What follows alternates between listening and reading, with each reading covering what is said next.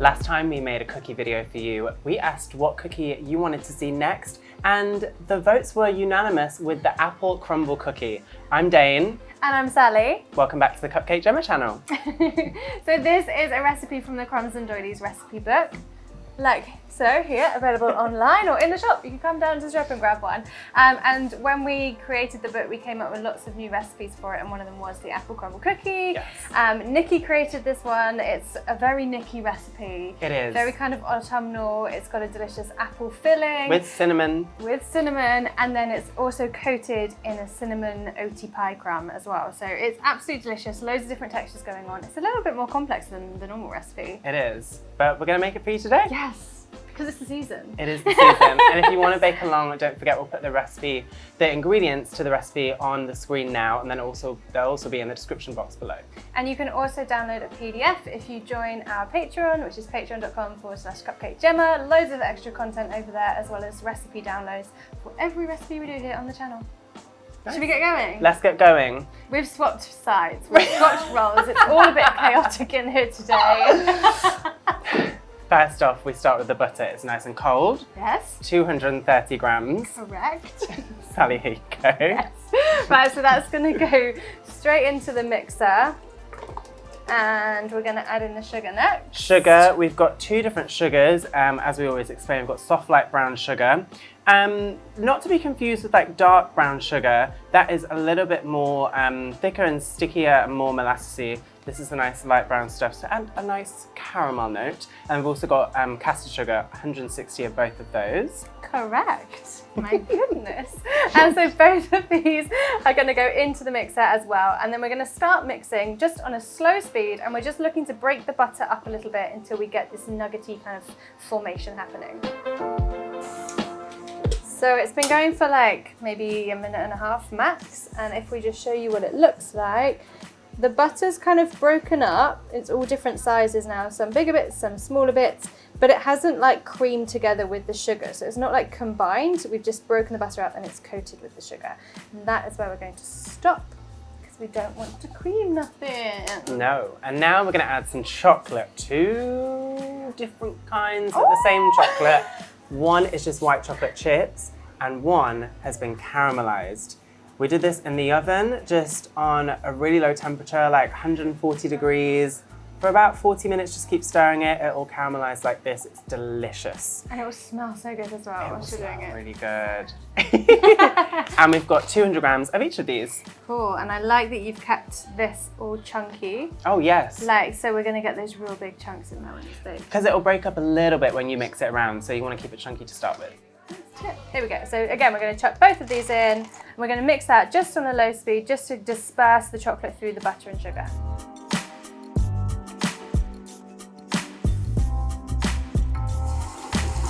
And that is it. We're trying really hard not to overmix this, because we want it to stay like lots of big chunks of butter and stuff, so that when they bake, they're all kind of like falling apart. Yes. In the best way possible. Next to add is the dry ingredients. So we've got 500 grams of plain flour here, 2 teaspoons of baking powder, and 1 teaspoon of salt.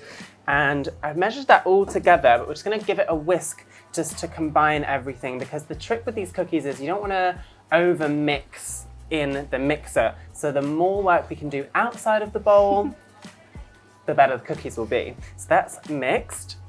And then we want to add some spice to these cookies. They are apple and cinnamon. So a nice kind of heaped teaspoon of ground cinnamon going in there. And just give that a mix with the flour as well. And then next in the cookies, this surprise element, of course, which has been Nikki-ified. That doesn't make sense. Nikki created the cookies, they're banging. This has got an oaty crumble inside and on the outside too. So we've already made this. Yeah, and it was really, really easy to make. So you want to make it in advance. So I made this really easily by adding 80 grams of plain flour, 20 grams of rolled oats, 10 grams of caster sugar, 10 grams of Demerera sugar, a little pinch of salt, and 40 grams of melted butter into a bowl. And then with a wooden spoon, I've just mixed all of this together until it's fully mixed. And then I'm going to get my hands in and create some little crumbs just by kind of rubbing them between my fingers, And then once it's looking lovely and crumbly, just chuck that onto a baking tray and bake it at 170 degrees C for 12 to 15 minutes until it's golden and beautiful.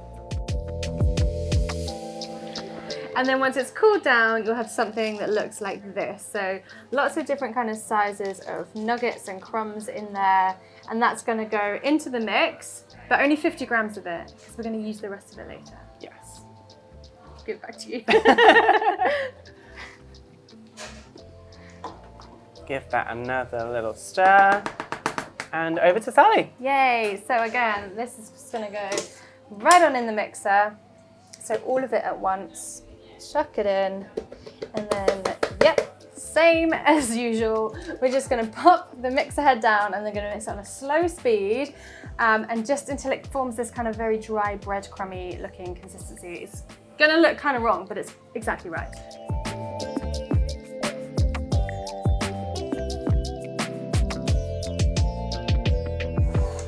Perfect, so it does look a little bit weird. If you have a look in here, it's very dry and breadcrumby, but then you've got those massive chunks of chocolate, you've got the chocolate chips, and there's also going to be some lumps of butter in there as well. And this is absolutely perfect. This is what we want. Yes, but we need to bind it together with some liquid, and that comes in the form of 2 eggs. Now, if you want an eggless recipe, check out the one we did before. It's our pumpkin spice cookies.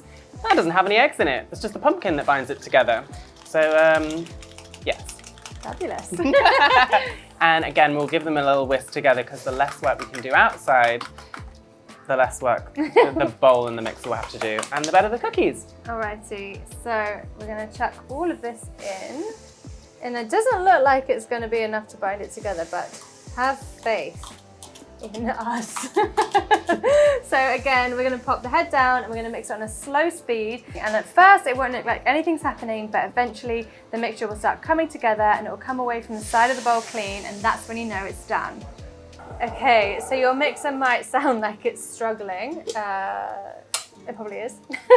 And don't worry if you don't have a mixer, you can do these by hand. It might just take a little bit longer to get to each kind of stage, but this is what the mixture looks like. So it hasn't kind of pulled into one kind of dough, but it's clean from the sides and it doesn't look dry anymore, like all the flour's been hydrated. So I'm actually gonna just tip this out onto the surface. And we're gonna get balling. We're gonna get balling, but of course these are apple crumble cookies, and we've saved the apple element for the middle. Now, we made this earlier, and these are balls of stewed apple cinnamon compote. They're really easy to make. All we did is just add 100 grams of chopped unsalted butter to a saucepan, 300 grams of chopped Bramley apples, 100 grams of soft light brown sugar, and 2 teaspoons of ground cinnamon. Just get that on a medium heat and let it stew and bubble down for about 10 minutes-ish. You can kind of mash the apples against the side with a wooden spoon just to break them up a little bit. And then you'll be left with a stewed apple compote. You just want to leave that to cool completely until it's thickened. And we're using a mold, but if you don't have the mold, you can just use some teaspoons and dollop 12 spoonfuls of the mixture onto a tray and set it in the freezer to freeze completely. And then you'll have something that looks a little bit like this. It looks kind of weird, but it's delicious. It is delicious. So I'm just making like a thumbprint in the middle of this cookie ball, and then I'm passing it to Dave. And I'll just pop the ball of apple in there, push it down a little bit, and then just enclose the dough around the compote. So it's sealed completely. And you just want to kind of press the ball, don't kind of roll it and squish it and compact it too much. That is exactly how it's meant to be, rough and kind of rubbly. Wait, you missed a step. I missed a step. Do you know what I mean? This is why the swapping rolls. Oh, it just doesn't work. We should just stick to what we know. There's a final step. The crumble that we made earlier on, we're also going to roll the balls in the crumble and just kind of press it on the outside so that it sticks. So it's completely covered like this, and then we'll just pop it in a Tupperware and fill that up, and then we'll whack them in the freezer. Yes. And we're doing 125 grams as usual, our preferred size cookie. I've got some ready. Oh, sorry. I was just watching you ball them. I know, it's mesmerising. Yes. Yes, and like Dane says, you just don't want to kind of handle them too much because we want to keep them nice and chunky.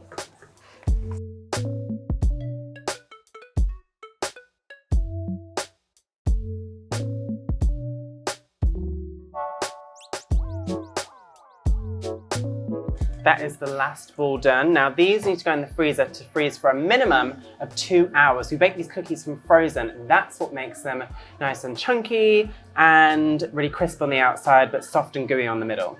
And they're going to be uber gooey this time because they've got apple filling. Delicious. So whilst Dane is grabbing some that we made earlier, don't worry, we do have some we made earlier. Actually, Nikki made them earlier. Thank you, Nikki. I'm just going to grab the baking tray. So nice big baking sheet that we've lined with some greaseproof paper. Just get these out the way. And the oven is on. It's preheating to 190 degrees C so that it's really, really hot. And again, that's going to help get that really nice crispy outside and keep the middle gooey. Yeah. So onto here, we're going to put 6 cookies. Just do 6. Because they're quite big. They're uber big this time because of that filling. How does it go like that? Yeah, perfect. Yeah. And then they're going to go into the oven. This is the bit where they always roll off. So if I go like this, you go like that, I'll go like this. And they're going to bake for 16 minutes until they're golden on the outside. If they're not looking too golden, then you can just leave them in for an extra minute or so. Yeah. A short while after 16 minutes later, they are baked and cooled and ready to eat. Yeah, do make sure you cool them a little bit because the centre of these is going to be kind of molten. Piping hot. So it's going to be really hot, like an apple pie. Yes. Oh my Pierce gosh, it, the steam comes out. But you can see, like in this one, you can see that kind of little filling just trying to peek through there, and it's going to all kind of caramelise. I'm going to have this one. Ooh, okay, I'm going to have this one. Okay, yeah, you've got a little one there too. Right, should we do it? Ready? Go for it. Oh my gosh. Do you know what I just reminded me of? What? Like a McDonald's apple strudel. Yes. They actually you do burn your mouth on those. They They're do. So hot. That looks amazing. Oh my gosh. Oh, I love it. Okay. It's going to go straight in. I've got both chocolates and some apple and the crumb. These.